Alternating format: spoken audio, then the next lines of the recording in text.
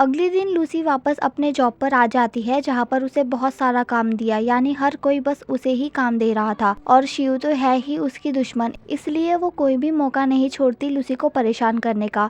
तो तब लूसी बहुत ज़्यादा डिप्रेस्ड हो गई कि वो अपना लंच करना ही भूल गई। और फिर जब वो अपना काम कर रही थी कि तभी उसके पास दुआन का कॉल आता है जो उससे पूछता है कि सब कैसा चल रहा है। तो तब लूसी उसे बताती है कि मेरा काम तो काफ़ी अच्छा चल रहा है, यानी यहाँ पर सब लोग काफ़ी अच्छे हैं। कि तभी शिव वहाँ आकर लूसी को डांटने लग जाती है कि तुम काम के टाइम पर कॉल पर बात कैसे कर सकती हो, जिसकी आवाज़ यहाँ पर दुआन भी सुन लेता है और तभी लूसी कॉल कट कर देती है। तो तब दुआन को लूसी की फिक्र होने लग जाती है क्योंकि उसे समझ आ जाता है कि लूसी के साथ वहाँ के लोगों का बिहेवियर सही नहीं है। यहाँ नेक्स्ट सीन में रात हो चुकी होती है, लेकिन लूसी का तो काम ही ख़त्म नहीं हो रहा था क्योंकि उसको काफ़ी सारा काम दिया हुआ था।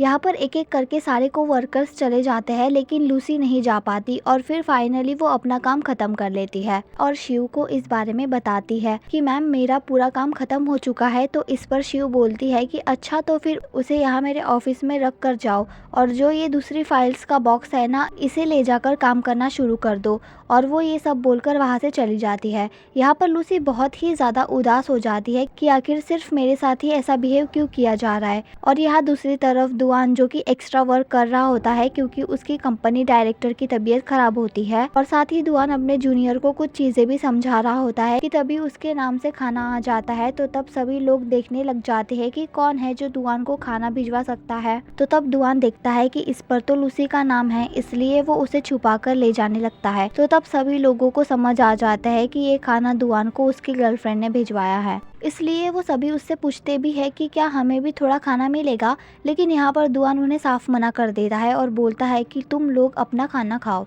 और फिर दुआन यहाँ पर पहले तो खाने की फ़ोटो खींचता है और लूसी को थैंक यू बोलता है और उससे पूछता है कि क्या तुमने खाना खा लिया, जिस पर लूसी बताती है कि नहीं अभी नहीं खाया। कि तभी पीछे से एक लड़की पूछती है कि मिस लूसी आप अभी तक काम कर रही हो, यानी क्या आपको घर नहीं जाना। तो तब लूसी बताती है कि मेरा काम ख़त्म होते ही मैं चली जाऊँगी।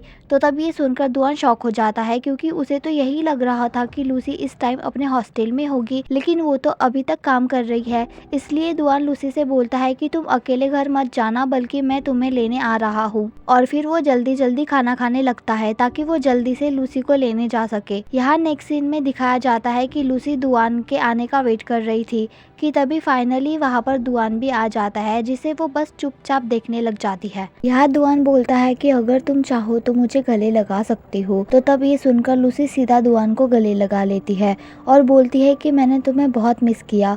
तो दुआन उससे पूछता है कि क्या अब तुम ठीक हो।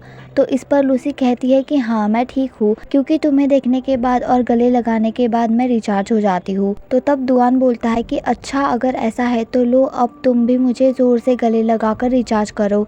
तो तब लूसी ऐसा ही करती है, यानी वो बहुत ज़ोर से दुआन को गले लगा लेती है और उससे पूछती है कि क्या इतना टाइट गले लगाना काफ़ी है।